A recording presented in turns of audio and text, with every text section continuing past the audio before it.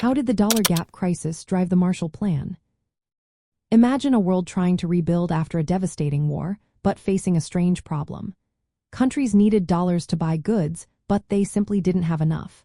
This was the dollar gap crisis.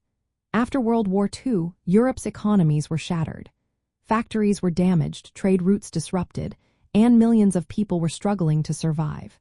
Yet, the biggest issue was that European countries had used up most of their dollar reserves during the war.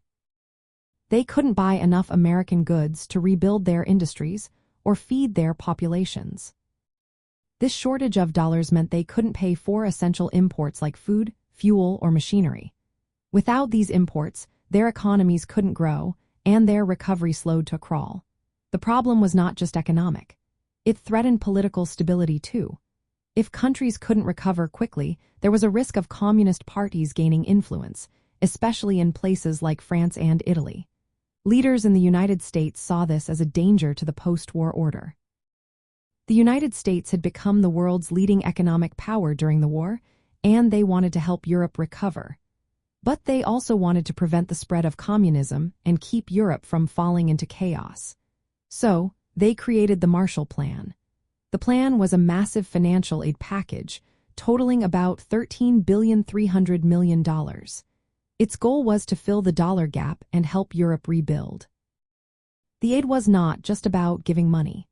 It was about encouraging cooperation among European nations.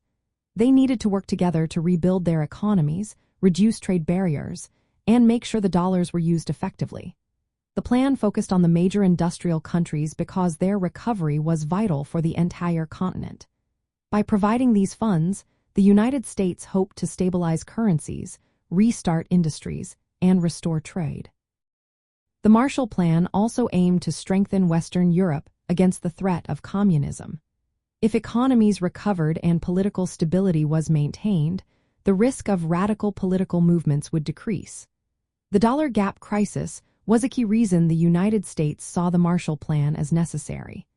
It was a way to fix an urgent economic problem that could have led to a much more unstable post-war world. In the end, the plan worked well. It helped close the dollar gap, kick-started European economies, and laid the groundwork for international cooperation. The Marshall Plan was more than just economic aid. It was a strategic move to reshape the post-war world, making it more stable and prosperous. The dollar gap crisis showed how interconnected economics and politics really are, and how a financial challenge can shape history.